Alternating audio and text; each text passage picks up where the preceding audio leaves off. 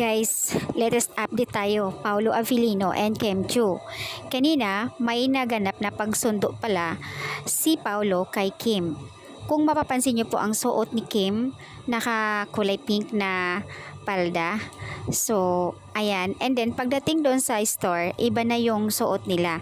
As in, pang bike talaga.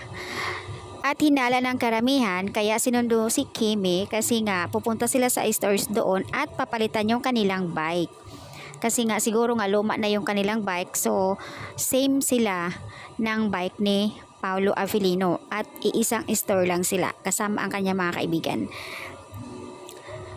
May post naman si Paolo na nagkataon lang, sabay emoji na parang something heart or tawa. Nakakaloka. Ang mga komento ng mga netizens na talagang sinasabi nila, huli ka na naman Daddy Pao.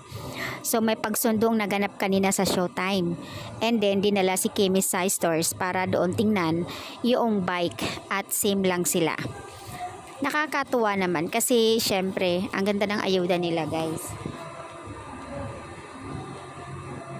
So ayan. Masaya na kami doon Daddy Pao na sinundo mo. Nakakatuwa lang ayon sa comment dito.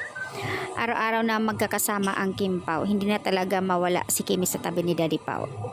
So ayan, pareho sila nag-shopping, isang store, but happy for you to see you.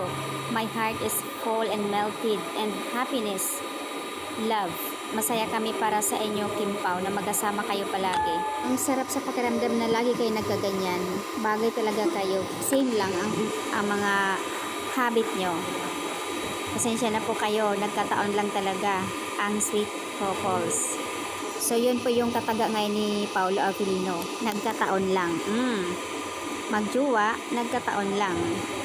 Basta matik na yan, happy kami lahat ng mga Kim Pao fans. Makita lang kayo na ganyan.